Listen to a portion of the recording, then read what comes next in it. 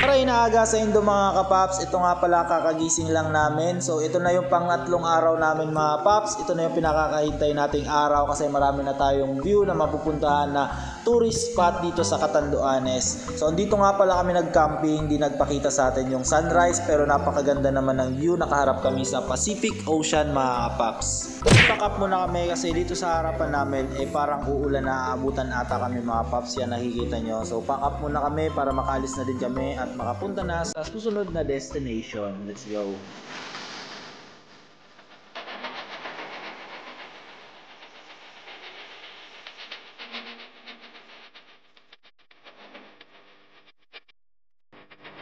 Third day namin, papunta na kami sa fourth destination namin. So dito kami nagstay sa La Prisa campsite. So napaka-solid dito ng view. So ito, pwede kayo dyan mag-camp. Yan, pero napili namin talaga doon mag-camp sa bundok kasi mas maganda talaga yung view doon. So pero kung gusto niyo naman dito, chill-chill lang, pwede naman dito lang kayo magstay. So pero kami mas maganda yung napili naming view. So yun, third day, punta na kami ng fourth destination. Falls, siguro yung una naming madadaanan. So abangan nyo na lang yung mga susunod na mangyayari ngayong third day. Sana matapos namin to bago maggabi. Punta na kami, let's go!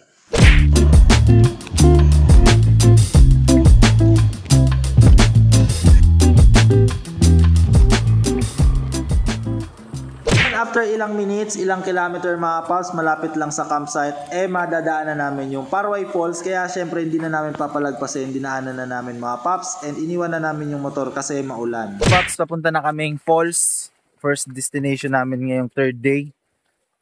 Ito munang gamit kong cellphone kay Bal. Kasi biglang nag-off yung cellphone ko. Sana ma-open ko pa. Pero wala tayong magagawa, ganyan talaga. So ayun, nandito kami sa gubat papuntang falls. Yan si Bal. Ayun falls. So time check 7 AM para mas maaga kami makapunta. So rain or shine, man. Lilibutin namin ang Catanduanes. Dahil pa kami pupuntahan. So ito pa lang yung first. Kaya tamang chill lang, mga ilang minuto. Tapos back to biyahe na ulit kami.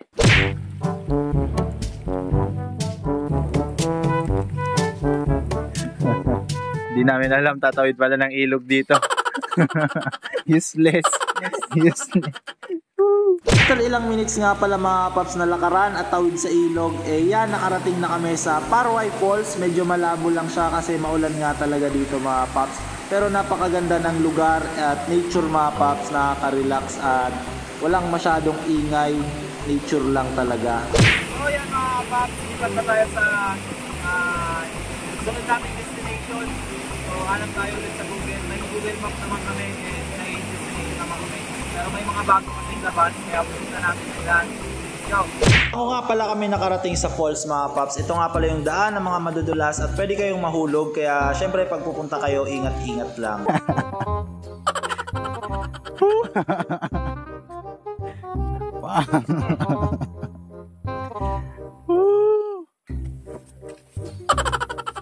Doon isa.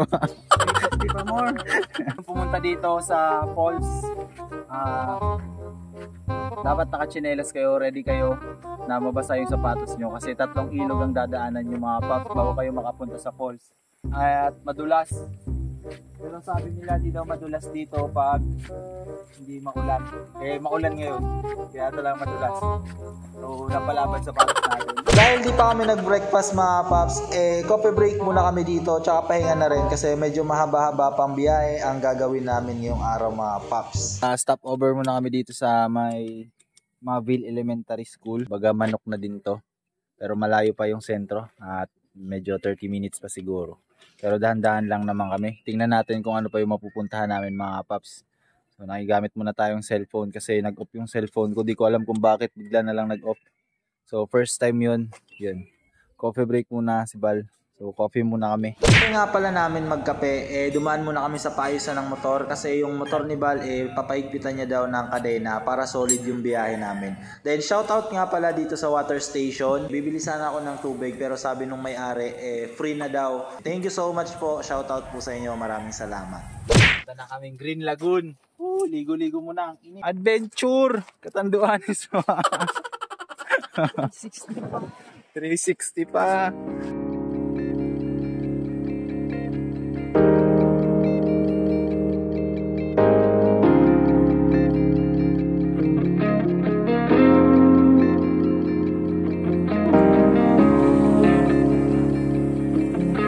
God. Lagoon daan mga kapap, sulit yung pagbaba namin, sulit din yung pagtaas. Pagod. So, next destination natin mga paps, dadaan ata kami ng Puraaran. Tapos nakarating na kami yung Puraaran. Yan, papasok dyan yung Puraaran surfing camp. Cobra muna kami dito sa side. Ayan si Bal.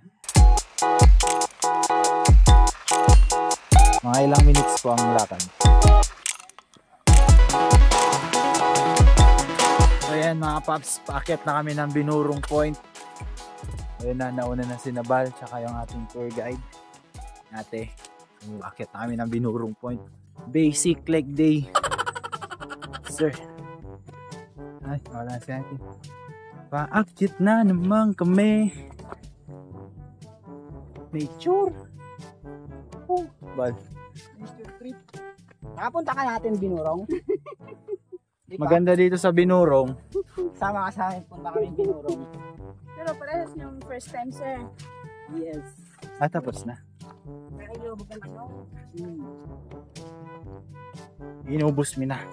Nagpuraaran na po ka na. Ayun na po. Kanina lang. Kamarabaso ng Albay Night Ride. May booking kami digdi. Sa Binurong. Papuntang Albay, papuntang Legazpi.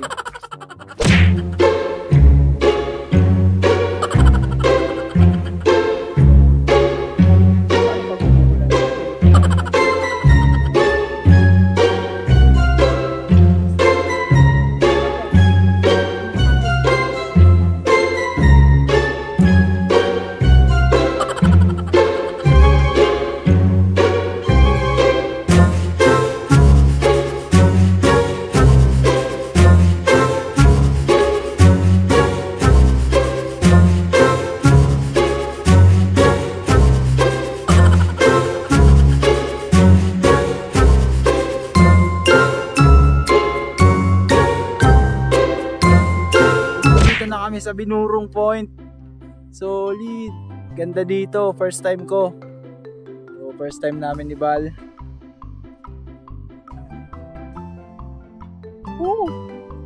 Susulitin natin to. Syempre. Susulitin natin to. Kung pwede ko lang ipakita sa inyo kung anong nakikita ng mata ko. Kung pwede lang, no? Kung pwede lang. Parang bigdi. Parang bigdi oh. Hindi ko makadigdi. Ano, priority nyo, ubos nyo.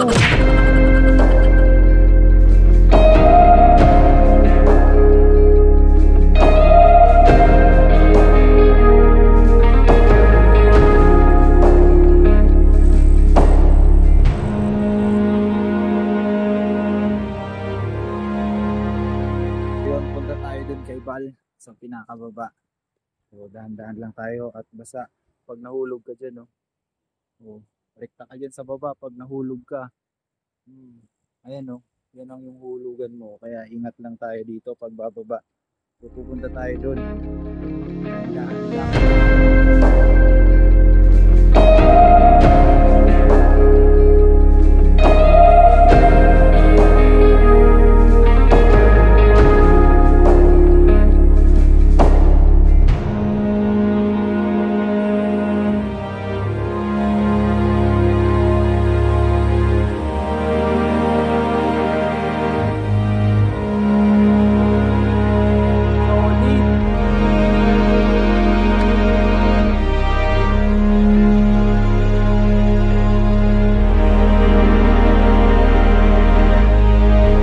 Na kami dito sa Binurong. Solid, napakaganda ng lugar. So yun, may entrance dito. Pagdating nyo, may logbook doon. Then need nyo talaga ng tour guide kasi may mga harang dyan. Then yung daan madulas.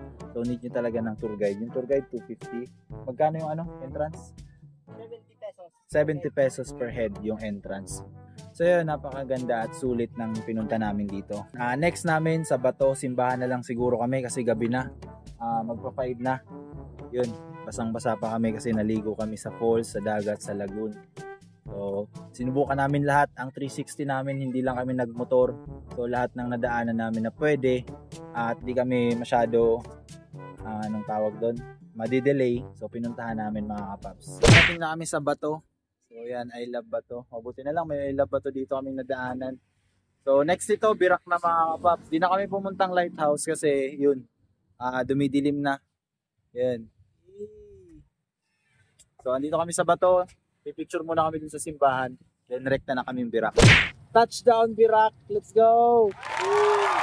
Happy Island at Katando. So dito na kami sa Birak. Uwi na kami kina Lolo. 360 done. Let's go! Paano ba yan? Tapos na ang 360 adventure. So uwi muna kami. Nandito na kami sa Sugod mga paps. Nakauwi na kami. Syempre sa haba ng biniyahe, food trip muna kami. Maraming salamat nga pala kina Lolo, kina Tita. Then kakauwi lang din pala nila kasi nag 360 din sila ngayong araw dito sa Catanduanes mga paps. Kasi sina Mami ay bakasyon din dito. So yun, maraming salamat po. Then dito na kami magpapalipas ng gabi mga kapaps.